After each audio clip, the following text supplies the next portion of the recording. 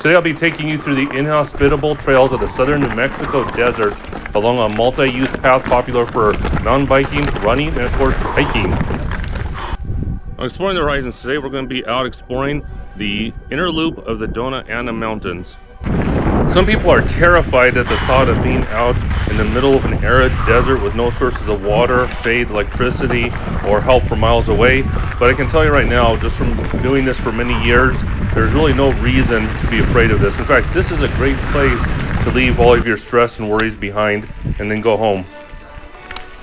The part I'm going to be taking you is inner portion of the Doña Ana Mountains. This is just a huge spaghetti trail of places to go all over the place. There's some very difficult trails here. There's intermediate. There's all kinds of craziness out here. You could actually spend an entire day riding or mountain biking or running through these trails and just see some amazingly different, diverse places as far as difficulty level and roughness of the terrain. No matter what adventure you decide to pick out here, whether it be a hard one or an easy one, you're always going to start on this trail right here. It is a slight incline going up. This is a beginner section, fairly smooth. This is probably one of the most boring parts of the trail because as you get deeper in there, the rock formations start coming out. You get to start seeing more plants, more animals. It becomes a lot more beautiful, and then the terrain itself also becomes more beautiful as you continue on out. For the purpose of this video, I did mention we're going to be doing the inner loop. There's not exact agreed upon names of these trails, and even though the trails are very easy to see, they're extremely visible. You're not going to get lost out here. But the problem is that they're not very well marked. And I've known these trails through the years by different names. I remember there was one map that showed Bunny Trail and Rabbit Run, which is what we're on right now, as well as Suegra Trail, which Suegra, by the way, is Spanish for mother-in-law. And then I'm also seeing, like on All Trails and other apps, all kinds of different crazy names like Zipline, and I still see Rabbit Run comes up a lot, and I don't even see any reference to Bunny Trail anymore, so I don't even know what to call this anymore. But I'm just going through this, so you may know if I do mention the trail by name, you may know it by something else. If you could let me know in the comments what you know it by. Unfortunately, like I said, there's no signage out here, and so it's very difficult to have standardized names. And I have noticed that different maps have appeared throughout the years that showed different names. The Bureau of Land Management did put a sign up in the parking lot with names on there, and we'll see if those names last or not. I have a feeling in 5 years from now they'll probably have different names for these same trails.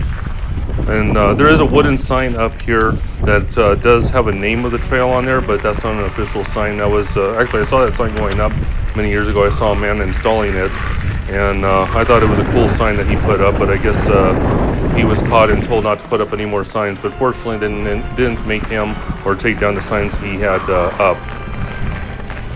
In this section, we're exiting off of the Gnome Trail.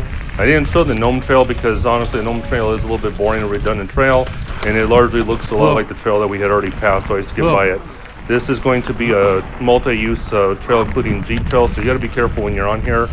You'll usually hear motorized vehicles as they come up, but I wouldn't recommend personally that you wear earphones or earbuds out here because that's usually your first sign that some sort of motorized vehicle is nearby you, because these trails do cross Jeep trails on a regular basis, and you'll routinely see everything from pickups to UTVs, ATVs, even Jeeps out there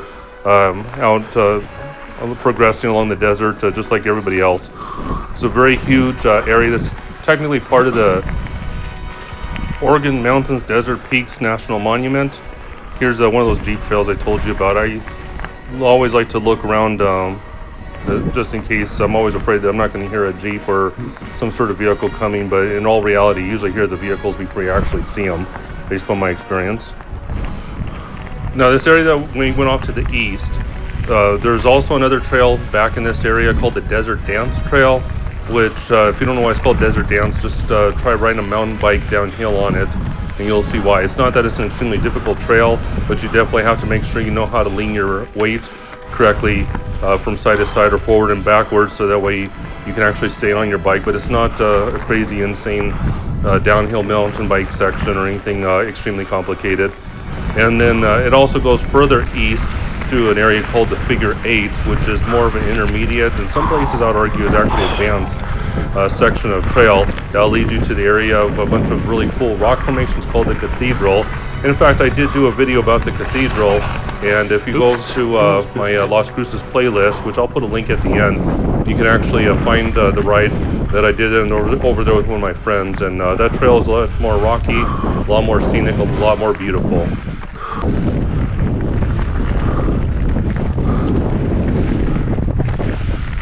We're starting to head more towards the west. We're going to be going through an area called the Suagota Trail. I'm not sure exactly where the Suagota Trail starts, but we're going to go through periodic patches of sand, which I recommend you just take fast if you're on a mountain bike. If you're hiking or running, it doesn't matter. You just keep going like you normally would. And some short, somewhat steep climbs. I know these climbs probably don't look that steep on the video, but when you're actually out there on the bike, it actually does feel a lot worse. We're about to come up on some very interesting sections ahead. Before we get there, if you could do me a favor and take a moment to hit that subscribe button. Subscriptions are free, and you can always unsubscribe at any time. Believe it or not, I've actually met people who didn't know that subscribing on YouTube is a free event.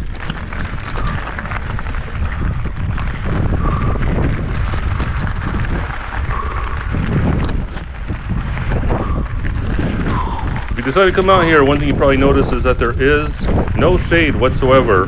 So therefore, I would recommend some very powerful sunscreen. In fact, I use something that looks like a misprint on the label. If it doesn't say SPF 90 or better, personally 100 is what I usually use, then I would not recommend it for this area. Oh. So I actually got myself stuck in this rut here. So this is how you get out of a rut. If you get stuck, you push your way up and find a spot where it's suitable for being able to start again on the trail. So it looks like there's a spot up here. We'll reset and try again in a minute. Since we're on this forced break, might as well show you what the scenery looks like from this spot.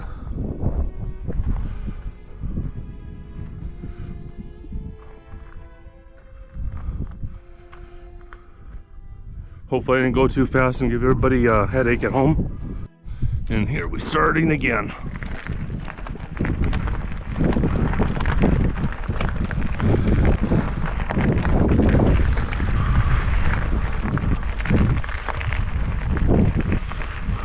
Besides no signs, no shade, another feature that we don't have is we don't have any bathrooms out here.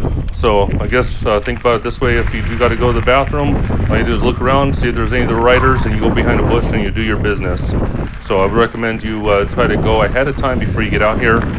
The good thing is that this trail area is not that far from the village of Doña Ana and from the city of Las Cruces, and so you're not as far from civilization as it may appear in this video.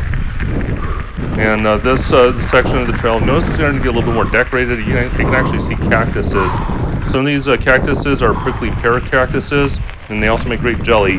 This area where I just stopped at for a second, that's an area where that's very common to rest. I only stopped just for a few minutes just to catch my breath and regain my bearings and then move on. We're on one of my favorite sections of this trail. Unfortunately, it does get a little loose and gravelly around some of these turns here as you go through these switchbacks, and it's pretty fun though. I mean, it's very flowy, very roller coaster like. It almost reminds me of a roller coaster when you go through here. In fact, there's actually a trail in another section of the Doña Ana Mountains, which I haven't done a video on yet, but I've been there many times, called the roller coaster. And if I ever do a video on that, you'll see exactly why it's called that. But the scenery around here is also one of my favorite parts of this stretch here because of all the rocks and the different plants around here. In this area, one time I came across a man that was from out of state, and he ran out of water, and he was also lost on the trails out here, didn't know where to go. Not having water out here is pretty dangerous because remember, the temperatures soar up out here above 100 degrees. Now granted, when I did this ride, it was in November 2025, so it wasn't really very hot, but either way, it's very dry. There's no natural sources of water. It's not like you can just take some sort of water purification device with you and go to your nearest stream and get some water that way. I personally use and recommend Camel Pack. I usually use a 2-liter one, plus I also carry extra bottles of Powerade as well as bottled water with me, even though it does weigh me down a little bit, but it's definitely worth it, because if you run out of water out here, you could be in some trouble. If I start to run low on water, I start heading right back to the trailhead no matter where I'm at. On this part of the trail, it is very, very easy to pick up speed, but you always got to make sure that you can control your bike at the same time, because the rocks out here are loose. There is some loose gravel, so that's one thing you got to keep in mind. You don't want to be so much of a speed demon that you can't keep up with the speed that you're going at. And it kind of varies from person to person. Some people can take this a lot faster than I can. But it does help also too if you run tubeless tires out here and you deflate your tires down to about 22 to 30 pounds of pressure, depending upon your preferences and weight. And this part over here, I don't know if you notice that slight bump there. If I found that if I hit it too hard, I always go airborne. But in this one, yeah, you can easily build up very fast speeds. I would say easily over 20 miles an hour, probably closer to 30 for some people anyway. But this section right here, it feels very, very good feeling. It just feels like you're just flying or guiding along. I don't know how to describe it. It's just something that maybe you just have to go out and do. Hello.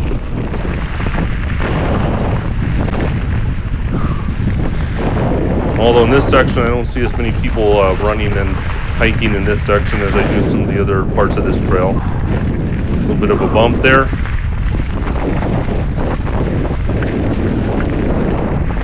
So if you like nature, you also like scripture and reading the Bible, I do have another channel called Minute Bible Readings, which I do have a link. It'll be the picture of the clock at the very end of this video that will pop up at the end screen. So if you want to check it out and check out my other channel, it'll be there for you. In a few minutes, we're going to be coming up on another section of the trail called the Sidewalks. And I'll explain to you more about the sidewalks and why they're called the sidewalks as we get closer to that area. But this whole trail here, it took me about an hour to ride all 6.3 miles. I did see on All Trails app that if you're actually hiking this trail, going roughly this route, it would probably be about 2 to 2.5 hours if you're on it.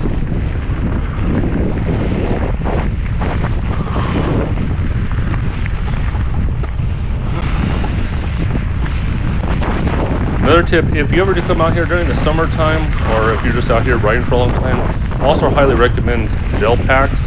They're electrolyte gel packs. I know a lot of grocery stores sell them, as well as a local bike shop called Outdoor Adventures.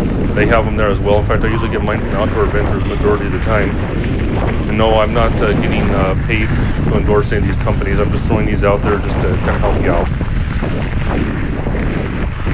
So we're heading roughly west-ish, not true west.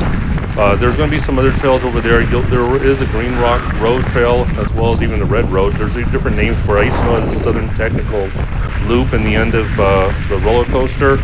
But either way, if you look at the map, there is kind of a looping technical section of trail that's located in the southwestern side of the Doña Ana Mountains. And I also happen to have a video about that as well, which again will be in that Traveling Las Cruces, or in the Las Cruces link rather. There's also Traveling New Mexico part, but a lot of those have the same videos for Las Cruces.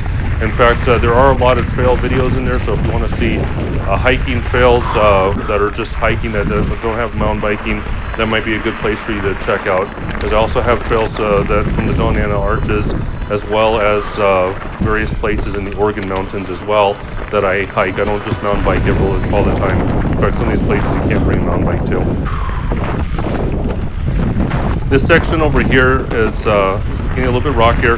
We're coming up on the sidewalks. To get through here, the reason why they call the sidewalks is because if you try to go down the middle, you will be dining on dirt and gravel if you are on a mountain bike, because the rocks in here are very slippery. So usually the trick is to try to crisscross this mess of loose sedentary rocks and stay up on the sides there. And then you also want to try to maintain a reasonable amount of speed to help you get through some of these parts. Damn it. Slid out. So in this area, if I wouldn't have slid out, I could have just kept on going and been just fine. All right, now I want to get back on. Do this again. And readjust the seat. As you can tell, I'm not an accomplished mountain biker and not exactly ready for some of those crazy Red Bull challenges that you often will see on YouTube and other social media channels. So this area, I knew this as the Bunny Trail, but I don't think anybody's calling it the Bunny Trail anymore. I'm not even sure what to call it now. But this area does have kind of a combination of very fast, flowy sections, as well as steep inclines on certain areas, but none of the inclines are insane. They're not extremely big hills. They're just a bunch of little hills. Like this one, for example, it's more of a dip. Now we're on a fun part, and we're going to be picking up some speed around here.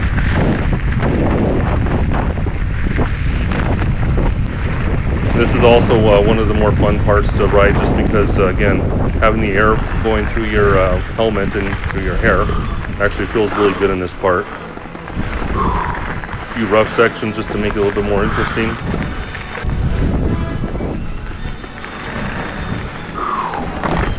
Ooh, and we're also getting a lot closer to the trailhead, even though we're just kind of going around a big loop. We're going to be back on the same trail that we were at earlier, so you are more likely to run into people that are hiking out on foot as well as running along this section as well.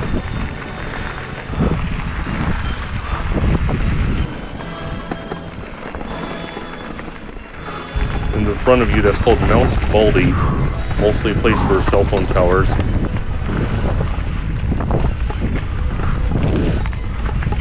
And I always wondered this area right here, for the last many years, it's always kind of barren. It seems like things don't grow very well in that section, only a few plants here and there. But I'm just amazed at how many, I guess you can say, bald desert spots there are right there.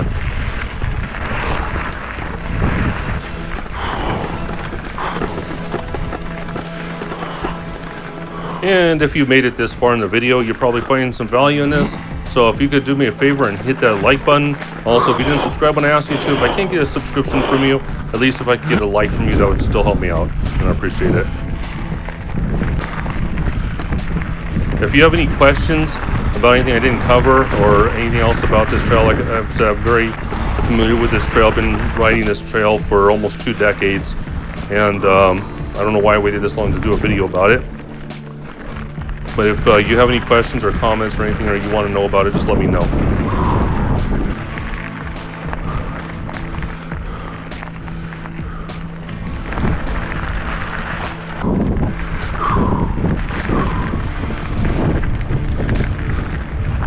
And for those of you that sometimes leave comments on some of my other videos wondering about wildlife, well, yes, there is a lot of wildlife out here. I have seen snakes out here. You know, I didn't see any on this trip. I have seen tarantulas out here. General rule with snakes and tarantulas, if you leave them alone, they leave you alone. The biggest danger I see is actually running over one of them. But I haven't actually done that. And as far as road runners, I have seen them on a periodic basis. In fact, I actually had one, and almost like it was racing. I think it was just running away from me, though. It was in front of my bike, and it went running down the trail for some reason, so it just went off to the side.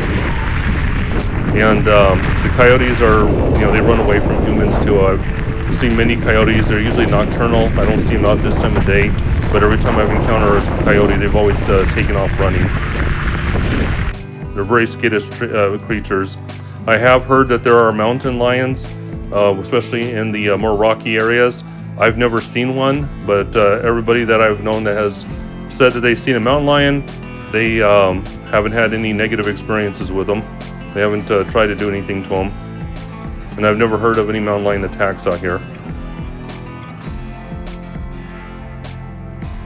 So if you could also just leave me a comment, let me know what you think. And please, if you haven't already done so, hit that like and subscribe button.